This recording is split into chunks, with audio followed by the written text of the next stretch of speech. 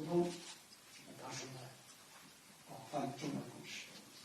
我们认为，双方要加强对话合作，反对阵营对抗。今年是中国建立全面战略伙伴关系20周年，具有承前启后的重要意义。20年的历程表明，中欧之间不存在根本的利害冲突。我们首先是伙伴，我们之间的共识远远大于分歧。中欧关系具有全球战略意义，不取决于第三方，也不应该受到第三方的干扰。中欧作为世界上的2大文明和2大力量，我们完全有智慧、有能力，在相互尊重、合作、共赢的基础上，开展高水平的对话合作，打造文明互动的新范式。我们同意要积极筹备领导人的会晤，发挥高层级的作用，加快战略、经贸、绿色、数字等高层对话机制的成果的落实，全面重启各层级的线下的交往，激活更有力的合作。我们还要开展外交政策磋商和地区事务的对话，双方也愿意积极的推动中欧之间航班往来和人员交流加速恢复，支持两国青年、商界、智库等各界开展更多的面对面的交流。我们认为要秉持开放、共赢的理念，深化互利合作。中欧互为最重要的经贸伙伴，中欧合作的本质是优势互补、合作共赢。中欧双方应该保持双向开放，维持产业链、供应链的稳定，促进公平竞争。我们愿意发掘绿色、数字、科技、金融等领域的合作潜力，以开放的态度探讨“一带一路”倡议同欧盟的全球门户计划的对接合作。中方重视欧方的经贸关切，愿意进一步深化改革开放，为欧盟企业在华经营营造更有利的环境。中方也表达了对欧盟去风险，特别是对中国电动汽车反补贴调查的合理的关切。我们敦促欧盟避免保护主义做法，审慎使用贸易救济的措施。我们同意要维护多边主义，合作应对全球挑战。中欧要携手应对气候变化，保护生物多样性，引领全球的绿色发展，同时有力地应对全球公共卫生的挑战。在联合国、G20、WTO 等多边框架内，加强协调合作，共同推进全球化的进程，更好地帮助发展中国家的发展。我们也就巴以冲突、乌克兰危机等共同关心的国际和地区问题交换了意见。当然，这个讨论还没有结束我们一会儿会一边吃饭晚餐一边继续深入的进行讨论。我们都认为国际人的问题最终还应该寻求政治解决。那么，这个新冷战是不得人心的。如果挑起这种对立，那么将会殃及整个世界。我和高级代表也都认为，我们今天的战略对话实际上是持续的过程。我们在其他的多边场合保持着紧密的沟通。当然，今天我们实现在北京的线下交往这是一个新的进展。我们的沟通是坦诚的、深入的，是富有成效的，增进我们的相互了解，也有利于我们巩固和增强相互的信任。下个阶段，我们将继续维护好中欧关系发展的积极势头，筹备好几年内预定的领导人会议，那么推动中俄关系保持健康稳定的发展势头，为变乱交织的国际形势注入更多的稳定性和确定性。我也愿意同高级代表先生保持密切的沟通，那么继续我们的战略协调和战略合作。谢谢各位。感谢王毅主任。下面请国内高级代表讲话。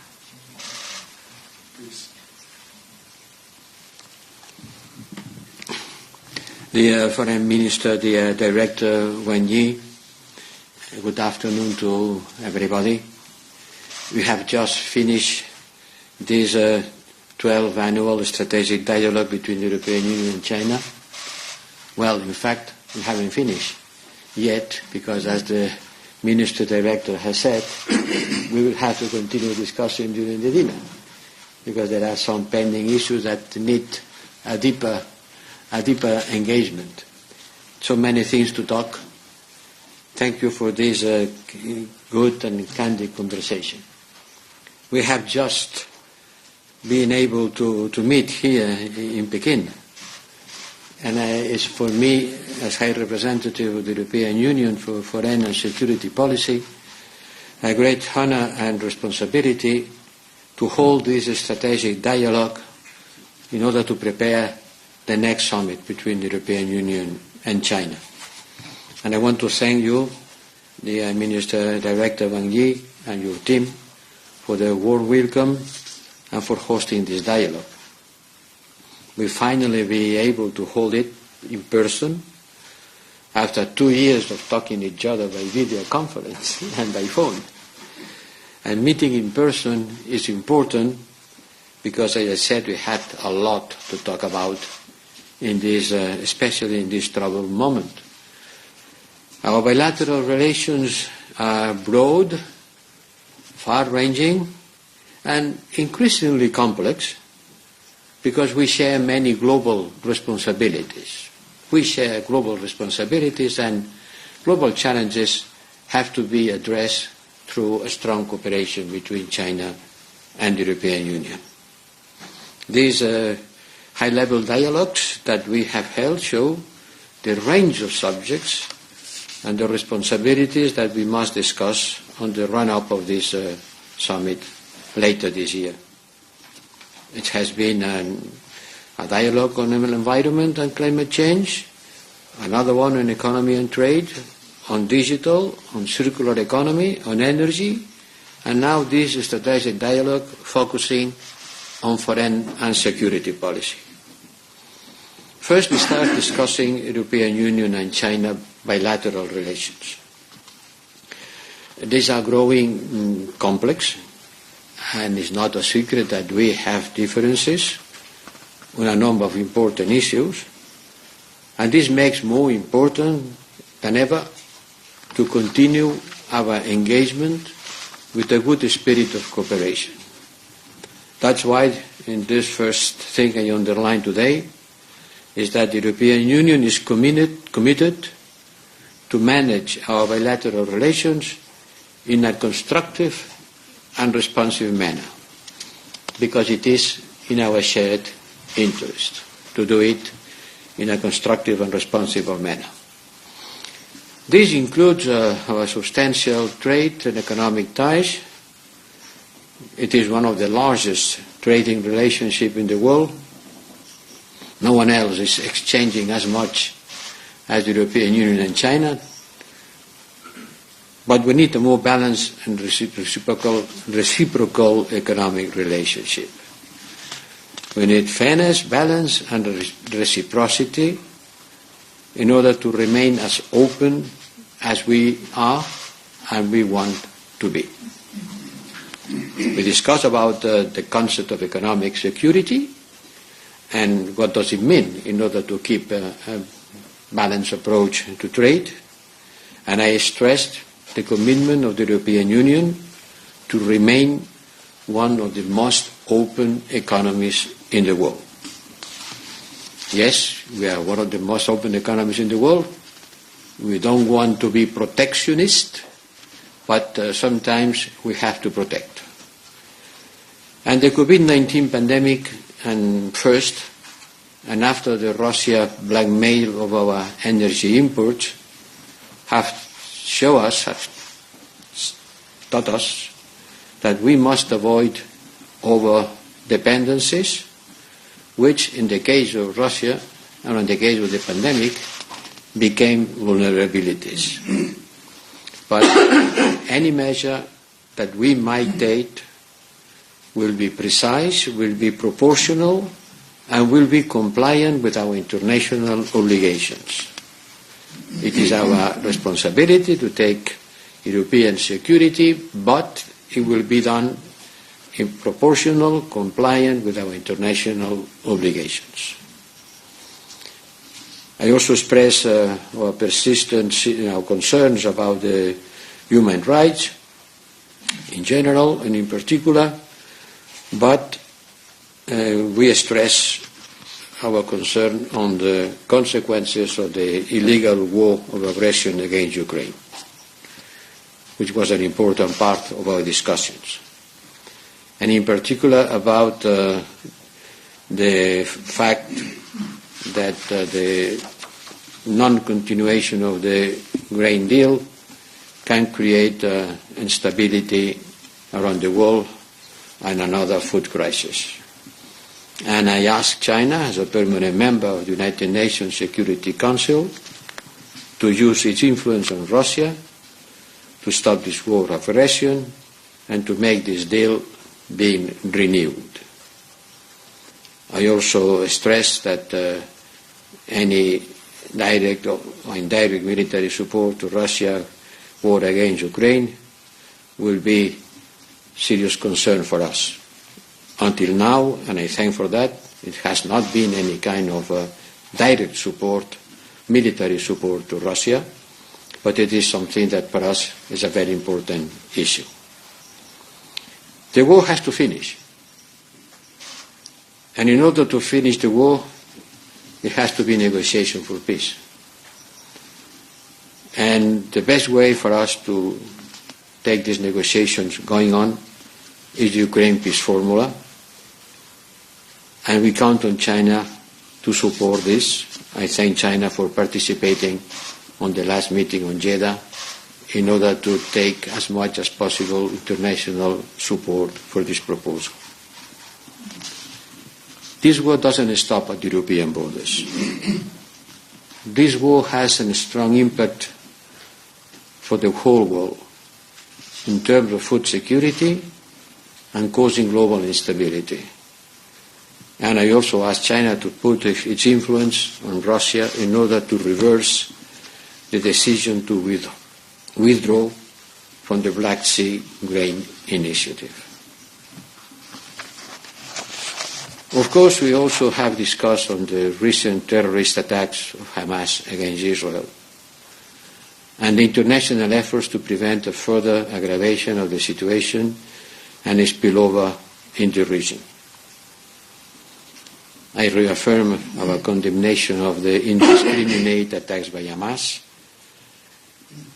and we agreed that the only solution, the only stable solution, is the two-state solution. And the international community has to engage more in order to make this solution possible.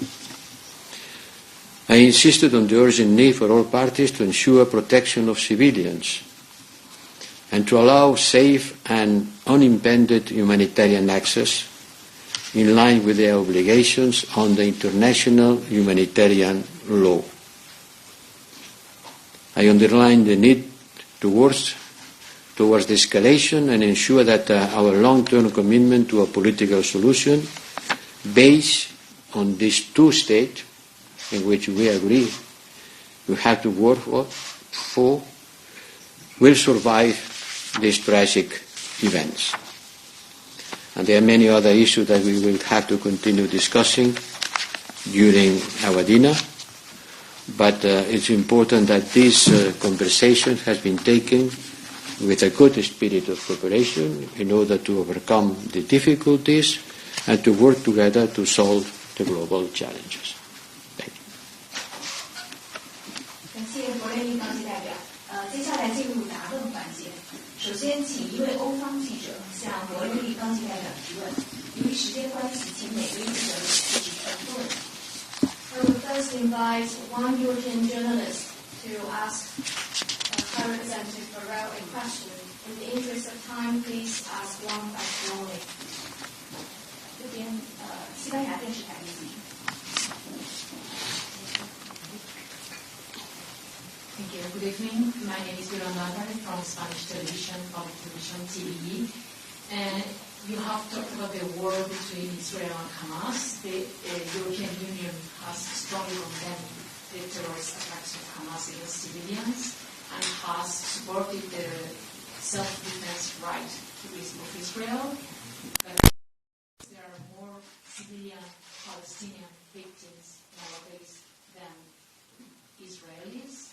Also, they have the northern Gaza Strip, half of the population in Gaza has the order to be evacuated with an ultimatum of 24 hours. And also, Israeli settlers are shooting and attacking with weapons civilians in West Bank. Does the European Union condemn these attacks, Israeli attacks against civilians, and does defend support the right to self-defense of the Palestinian people? And on the other hand, Mrs. Ursula von der Leyen has called the deprivation of basic supplies like fuel and food in Ukraine by Russia an act of terror. Thus, the siege of Gaza with no supplies at all, water, medicines, humanitarian aid, fuel, electricity. Do you call, the European Union does call it also an act of terror? Thank you. Minister, we're sure that these awful events, we are going to take our discussion out of the relation between the European Union and China. We have been discussing a lot about so many things in our relations, but you will allow me to give an answer to this question, although it's not directly related with the China-European Union relation that we have been discussing. I think that the European Union has been very clear in condemning the violent and terrorist attacks against Israel, across Israel, by Hamas, and has deeply deplored the loss of life. I can repeat it again, and I repeat it again. Yes, we have condemned these violent and terrorist attacks across Israel by Hamas. And as High Representative of the European Union for Foreign Policy, as I know, I called for a Foreign Affairs Ministers meeting during our stay in Oman, where we agreed with our Gulf states a common statement. And this common statement that the ministers of the European Union agree, and which represents the official position of the European Union, is that certainly Israel has the right to defend itself in front of this aggression, but it has to be done in line with international humanitarian law. This is part of a common statement with our Gulf countries, partners in Oman. It is also the agreement of the Foreign Affairs Ministers who fixed the position of the European Union with respect to such a conflict. Israel has the right to defend, but it has to be done in line with international law. And in this statement we said clearly that we are against any attack against civilians, and that protection of the civilians is of utmost importance, always, on all sides, everywhere.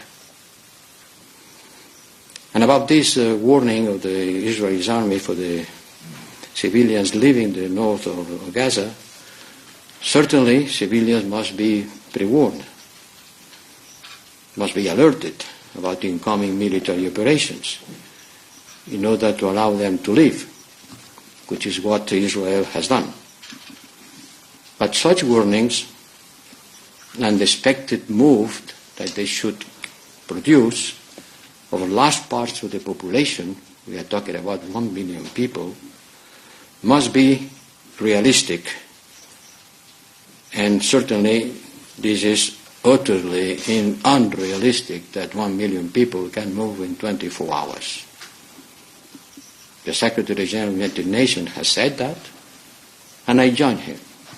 I'm saying that yes, it's good warning, but the warning has to be realistic in order to avoid devastating humanitarian consequences. Yes, there is a deep worry about the deteriorating humanitarian situation in Gaza, in particular due to the shortage of water, food and medical supplies, fuel and electricity. And as the Secretary General of the United Nations remembered, and I said after our meeting in Oman, creating a blockage on water, food, fuel and medical supplies is not in accordance with international law. So we joined the call of United Nations Secretary General Guterres, and I thank him for being ready to act, and we support the United Nations efforts to help to alleviate the situation, including by encouraging the creation of humanitarian corridors and allowing space for much-needed humanitarian aid. It is perfectly compatible with the strong condemnation of the terrific attack that Israel has suffered from the part of Hamas. We will further intensify our engagement with all regional actors and with key international partners in order to provide as much protection as we can to the civilians. Thank you. 感谢国卫立方代表。接下来我们请为中方记者向王毅提问提问。We will invite a Chinese journalist to ask a question to Director Wang Yi. 王主任您好，这台 TVBS 记者提问。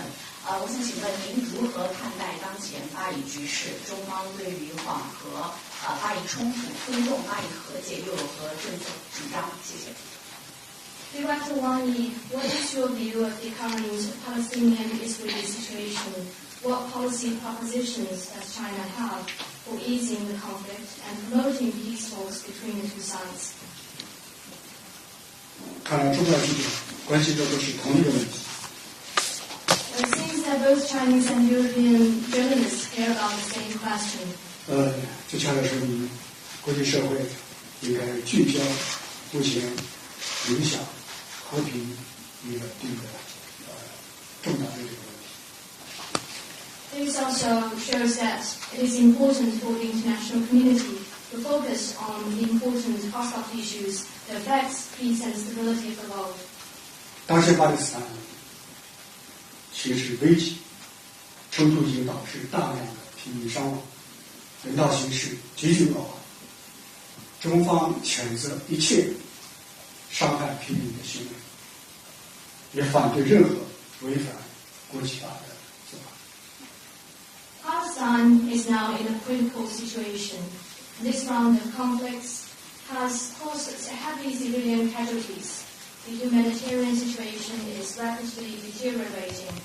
China condemns all acts that harm civilians and opposes any violation of international law.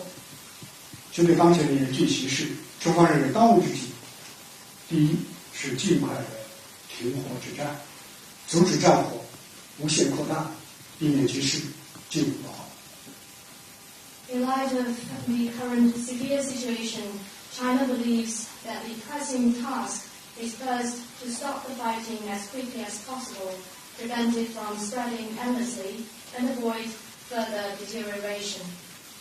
第二是遵守国际人道法，全力保障平民安全，尽快开辟人道救援的通道，防止发生严重的人道主义灾难。Second, it is imperative to observe the international humanitarian law, make every effort to ensure the safety of civilians, open the humanitarian rescue and assistance passage as quickly as possible, and prevent a severe humanitarian disaster. 第三是有关各国都应该保持冷静克制，秉持客观公正，推动冲突降级，避免对地区和国家安全稳定造成更大的冲击。Third, relevant countries must stay calm and exercise restraint, be objective and just, work for de-escalation of the conflict, and avoid causing an even bigger blow to regional and international security and stability. 对此，联合国应该为解决巴勒斯坦问题发挥应有作用，安理会应当承担重要的责任，尽快形成国际共识，拿出实际的举措。Fourth, the United Nations should play its due role in resolving the Palestinian question.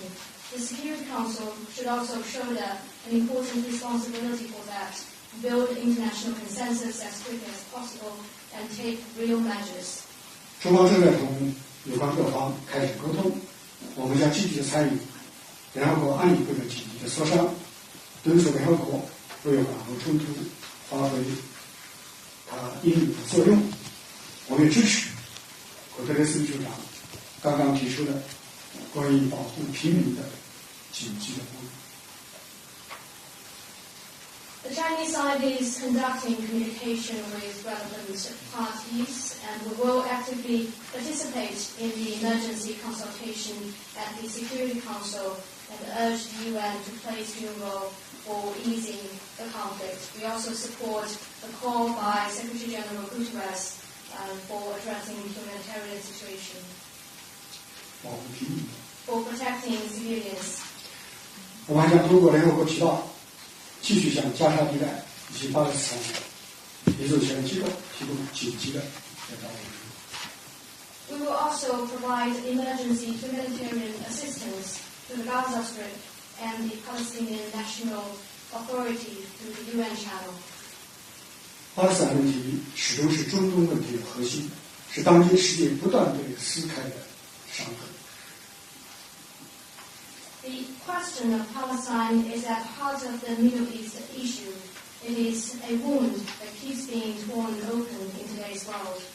这一问题的根源在于巴勒斯坦独立建国的夙愿迟迟未能实现，在于巴勒斯坦人民遭受的历史不公一直没有能够得到纠正。 The root cause of this question lies in the long delay in the realization of Palestine's aspiration to establish an independent state and failure to redress the historical injustice suffered by the Palestinians. 以色列有建国的权利，巴勒斯坦同样有建国的权利。以色列人得到了生存的保障，巴勒斯坦人的生存谁来关心？以色列民族已经不在世界上颠沛流离，巴勒斯坦民族何时才能重返家园？ Israel has a right to statehood, so does Palestine.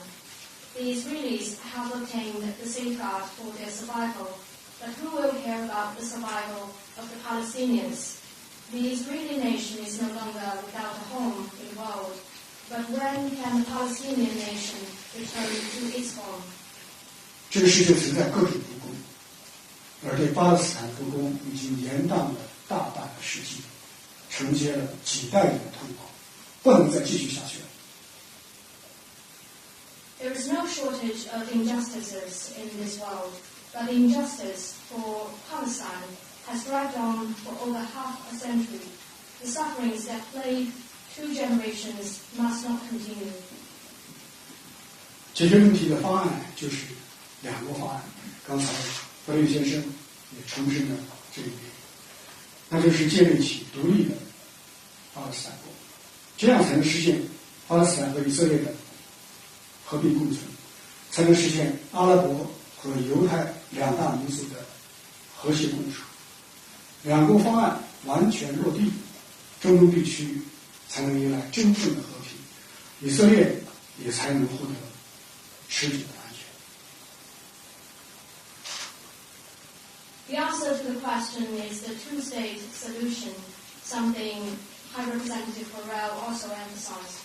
That is to build an independent state of Palestine. That is how peaceful coexistence between Palestine and Israel can be achieved, and how harmony between Arabs and Jews can be realized. When the two-state solution is completely implemented, the Middle East will be able to enjoy lasting peace and Israel more enduring security. 推进两国方案的正确路径就是尽快的恢复和谈，各类促谈机制都应该为此发挥积极作用。中国政府的中东问题特使将于近期访问地区的有关国家，为推动TVBS局势降温做出积极的努力。The right way to advance the two-state solution is to resume peace talks as quickly as possible. All mechanisms for peace must play a positive role to this end. The special envoy of the Chinese government on the Middle East issue will soon visit relevant countries in the region to make active efforts for the cessation of violence and for de-escalation. 同时，我们也呼吁在联合国的主导之下，尽快的召开更加权威、更有影响和更大范围的国际和会，凝聚国际维和的共识，推动巴勒斯坦问题早日得到全面、公正和持久的解决。 In the meantime, China also calls for the convening of more authoritative, influential, and broad-based international peace conference under the auspices of the United Nations as quickly as possible to build international consensus for peace and work for an early, comprehensive, just, and enduring solution to the question of Palestine. 总之，在巴勒斯坦问题上，中方将继续站在和平一边，站在公道一边，站在国际法一边，站在人类的良知一边，站在这个世界上大多数国家的共同愿望一边。谢谢。 Well, on the whole, on the question of Palestine, China will continue to stand on the side of peace, on the side of justice, on the side of international law, on the side of human conscience, and on the side of the shared aspirations of the majority of countries in this world. Thank you. 感谢王主任。共同会见记者到此结束，谢谢大家。Thank you. With that, we conclude the We haven't talked about China relations with the European Union. Everybody knows. Everybody knows. I have no problem. I have no big problem. So, Thank you. Thank you. thank you. Thank you. I gave you the positive. We can continue. constructive approach. We'll continue our Yes. discussion. Okay?